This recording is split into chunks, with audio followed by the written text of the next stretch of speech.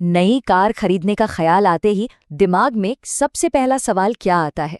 Petrol, diesel, CNG या फिर EV? आज की इस डीप डाइव में इस सबसे बड़ी उलझन को हमेशा के लिए सुलझाने की कोशिश करेंगे।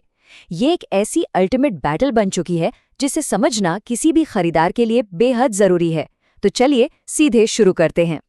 मार्केट में इतने सारे ऑप्शंस भरे पड़े हैं, ऐसे में घूम फिर कर बात एक ही सबसे बड़े सवाल पर आकर टिक जाती है कि आखिर रोजाना की ड्राइविंग आदत और ज़रूरत के हिसाब से सबसे बेहतर फ्यूल है कौन सा।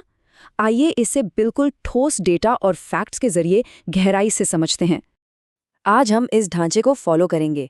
सबसे पहले इन चारों ऑप्शंस के बेसिक्स देखेंगे, फिर जेब पर पड़ने वाले असर यानी कॉस्ट का एनालिसिस करेंगे, उसके बाद परफॉर्मेंस को जांचेंगे, लाइफस्टाइल के हिसाब से सही मैच ढूंढेंगे और आखिर में ड्राइविंग के फ्यूचर पर एक नज़र डालेंगे। तो आते हैं अपने पहले हिस्से पर, द 4 फ्यूल कंटेंडर्स। सीधे इन चारों में ऑप्शंस के कोर मैकेनिक्स के अंदर चलते हैं। हर फ्यूल आखिर काम कैसे करता है, ये समझना बहुत दिलचस्प है। पेट्रोल इंजन्स स्पार्क प्लग का इस्तेमाल करते हैं और काफ़ी स्मूथ ड्राइविंग एक्सपीरियंस देते हैं। वहीं डीजल इंजन्स बिना स्पार्क प्लग के हाई प्रेशर से काम करते हैं, जिससे लंबी दूरी के लिए ज़बरदस्त पुलिंग पावर मिलती है। सीएनजी का फोकस बिल्कुल क्लियर है, सस्ती रनिंग कॉस्ट। और आखिर में ईवीज, जो बिना किसी फ्यूल के पूरी तरह बैटरी और मोटर पर चलती हैं, यानी एब्सोल्युटली जीरो एमिशंस। अब इस ओवरव्यू मैट्रिक्स को देखते हैं। हर फ्यूल टाइप की अपनी एक अलग कहानी है।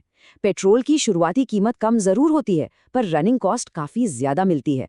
इसके ठीक उलट ईवी शुरुआत में सबसे महंगी लगती है, पर इनका रनिंग और मेंटेनेंस खर्च सबसे कम निकल कर आता है। ये चार्ट इन चारों ऑप्शंस की एक बिल्कुल क्लियर पिक्चर पेश कर रहा है। अब चलते हैं उस फैक्टर की तरफ जो शायद सबसे ज़्यादा मैटर करता है, कंपेयरिंग द कॉस्ट्स, यानी जेब पर होने वाला आर्थिक असर। ये नंबर ध्यान से देखिए। इलेक्ट्रिक व्हीकल्स एक बेहद ही कम रनिंग कॉस्ट ऑफर करते हैं। सोर्स डेटा के मुताबिक ईवी को चलाने का खर्च रोजाना सिर्फ 1 से 2 रुपए प्रति किलोमीटर के आसपास आता है। लंबे समय में पैसे बचाने के नजरिए से ये एक बहुत ही सॉलिड और चौंका देने वाला आंकड़ा है।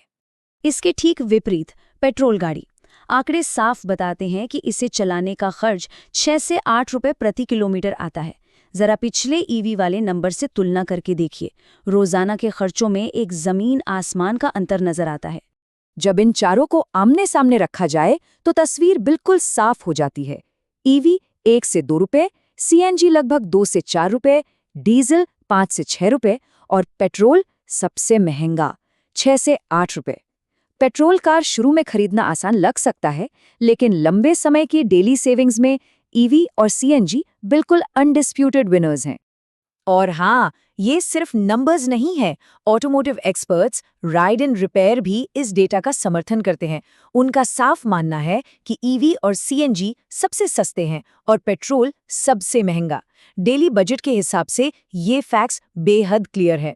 लेकिन बात सिर्फ कॉस्ट पर आकर खत्म नहीं होती। तीसरा हिस्सा है परफॉर्मेंस एंड मेंटेनेंस। हुड के अंदर का टेक्निकल सेटअप ही असल ड्राइविंग एक्सपीरियंस तय करता है। एक तरफ पेट्रोल और डीजल जैसे ट्रेडिशनल फ्यूल्स हैं जो जबरदस्त पावर और टॉर्क देते हैं, पर इनका मैकेनिकल मेंटेनेंस भी काफी बढ़ जाता है, खासकर डीजल का। दूसरी तरफ सीएनजी और ईवी हैं। सीएनजी में एक्सेलरेशन और पावर पर थोड़ा कॉम्प्रोमाइज करना पड़ता है, लेकिन ईवी की बात अलग है। वहां स्मूथ और इंस्टेंट टॉर्क मिलता है और इंजन पार्ट्स ना होने की वजह से मेंटेनेंस लगभग ना के बराबर होता है। इस बात को एक्सपर्ट एनालिसिस भी मजबूती देता है। टाटा एआई के डेटा के अनुसार पावर के मामले में सीएनजी थोड़ा पीछे रह जाता है। वहीं दूसरी तरफ एसएमआई का इनपुट हाईलाइट करता है कि ईवी इको फ्रेंडली होने की रेस में पूरी तरह से अनमैच्ड है, उसका कोई मुकाबला ही नहीं। अब आते हैं इस सवाल पर कि प्रैक्टिकली क्या किया जाए। चौथा हिस्सा, मैचिंग कार टू ड्राइवर। आइए इन आंकड़ों को प्रैक्टिकल लाइफ में अप्लाई करके देखते हैं। अगर प्राइमरी ज़रूरत शहर की भीड़-भाड़ वाली सड़कों पर रोज़ाना ड्राइविंग की है या एनवायरनमेंट को टॉप प्रायोरिटी पर रखना है, तो पेट्रोल, सीएनजी और खासकर इलेक्ट्रिक व्हीकल्स सबसे बेहतरीन चॉइसेस बन जाती हैं। शहर के ट्रैफिक में इनका स्मूथ नेचर काफ़ी मददगार साबित होता है। इसके विपरीत, अगर ड्राइविंग लगातार लंबे सफ़र और हाईवेज पर ज़्यादा होती है, तो फिर डीजल कार चुनना सबसे फायदेमंद है, क्योंकि पुलिंग पावर वहीं सबसे ज़्यादा काम आती है। पर अगर बजट और डेली सेविंग्स ही मेन टारगेट है, तो सीधे सीएनजी या ईवी प्लेटफॉर्म्स की तरफ रुख करना चाहिए। यहाँ एक ज़रूरी रियलिटी चेक भी बनता है। कन्वीनियंस और करंट इंफ्रास्ट्रक्चर का एक बड़ा रोल होता है। पेट्रोल और डीजल के पंप्स हर जगह मौजूद हैं, यानी एक्सट्रीम कन्वीनियंस। वहीं दूसरी तरफ सीएनजी और ईवी के प्रैक्टिकल लिमिट्स अभी भी हैं, जैसे सीएनजी स्टेशंस पर लंबी कतारें और ईवी चार्जर्स का अभी हर जगह आसानी से न मिलना। फैसला लेने से पहले इस ट्रेड ऑफ को ध्यान में रखना ही पड़ेगा। आखिरी हिस्सा, द फ्यूचर ऑफ ड्राइविंग। वर्तमान की सिचुएशन को देखने के बाद ये समझना भी उतना ही दिलचस्प है कि ऑटोमोबाइल इंडस्ट्री आगे किस दिशा में जा रही है। द टाइम्स ऑफ इंडिया की रिपोर्ट्स एक बड़ा क्लियर ट्रेंड दिखाते हैं। सरकार जिस तरह से ग्रीन फ्यूल्स को सपोर्ट कर रही है, उससे ईवी और सीएनजी की डिमांड तेजी से बढ़ रही है। इसका बहुत सीधा सा इशारा यही है कि आने वाले समय में पारंपरिक विकल्पों यानी पेट्रोल और डीजल का प्रभाव और उनका यूज धीरे धीरे कम होता जाएगा। तो अब इस पूरे एनालिसिस को एक सिंपल चीट शीट में समेट लेते हैं। सुविधा और स्मूथ राइड चाहिए, पेट्रोल बेस्ट है, पर महंगा पड़ेगा। लंबी दूरी और हैवी पावर चाहिए, डीजल की तरफ देखिए।